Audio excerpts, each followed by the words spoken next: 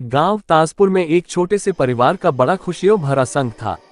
रात्रि के वक्त उनका घर गांव के अंधेरे कोनों में सुनसान लगता था, जब सभी लोग अपने घरों में नींद की गहरी गोद में सोते थे।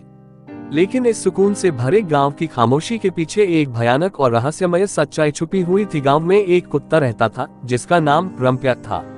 ये कुत्ता सभी लोगों के दोस्त था, लेकिन रात्रि के समय उसका व्यवहार कुछ अजीब था।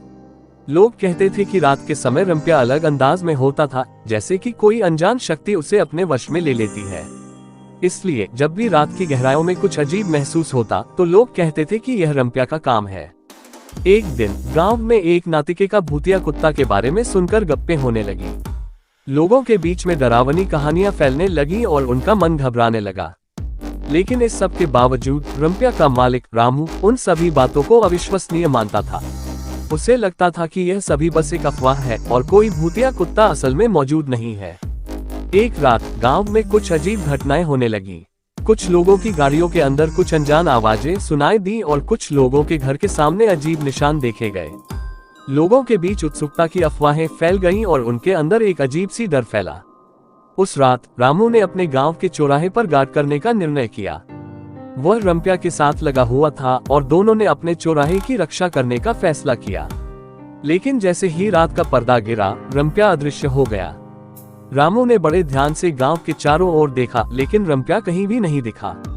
तभी अचानक एक भयानक आवाज सुनाई दी और वह रामू के अंदर भय का आदर्श उत्पन्न हो गया।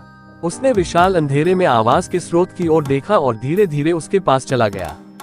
जब वह उस जगह पहुंचा तो उसने कुछ आश्चर्यजनक देखा।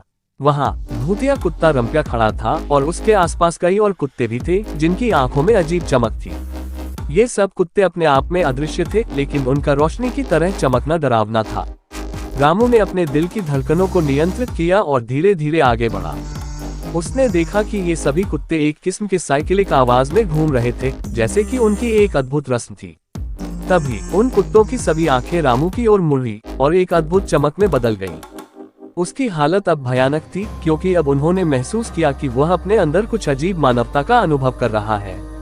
रामू ने एक खोज में अपने गांव में ये सभी देखे गए भयानक घटनाओं के बारे में सोचा और उसने एक नई तथ्य का पता लगाया। ये सभी कुत्ते असल में उसी गांव के लोगों के पुराने और अपार्थिव आत्माओं की आवाज थे, जो उस जगह में बंधे हुए थे। इस घटना के बाद रामू ने लोगों को समझाया कि वहां के भूतों की आवाज उनके ही थी और उन्होंने उनके वास्तविकता को समझा।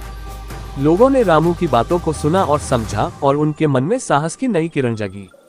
इस भूतिया कुत्ते की कहानी ने उनकी धार्मिक और सामाजिक धारा को भी बदल दिया।